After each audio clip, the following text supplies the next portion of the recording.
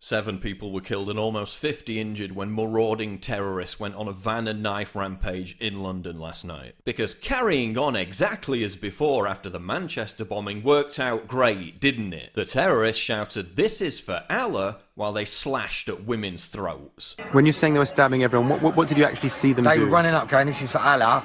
When they first see him, they went, "This is for Allah," and they run up, they stabbed this girl, I don't know how many times, 10 times, maybe 15 times.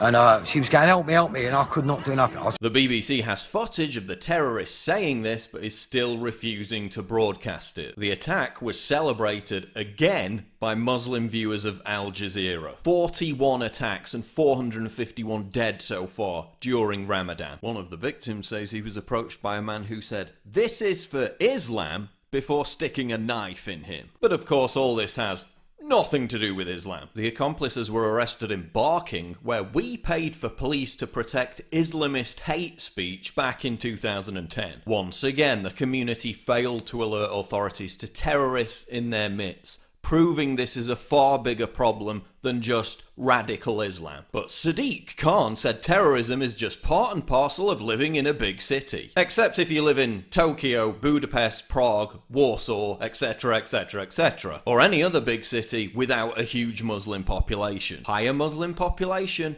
higher terror problem. Fact. Theresa May's response? To regulate the internet. Not a word about changing a border policy that allows ISIS jihadists who fought in Syria to slip back into the country. Not a word about interning the thousands of known jihadists who are allowed to roam our streets. Not a word about tackling the hateful ideology spread through mosques and prisons that inspires these attacks. Not a single word. Pathetic. May wants longer prison sentences for terrorists. Oh gee, that's really going to deter a would-be suicide bomber, isn't it? She says this ideology is a perversion of Islam, proving once again that she hasn't read the Quran. Hey, at least if we elect Corbyn, we'll be honest about the fact that we've totally capitulated. And what are leftists most outraged about? The innocent victims crushed and stabbed, their blood running down the gutter? No. They're more outraged about Donald Trump's frigging tweets. We can't go on like this. If the government doesn't introduce actual measures to fix this, vigilante groups will take it into their own hands. You'll see a spate of hate crimes,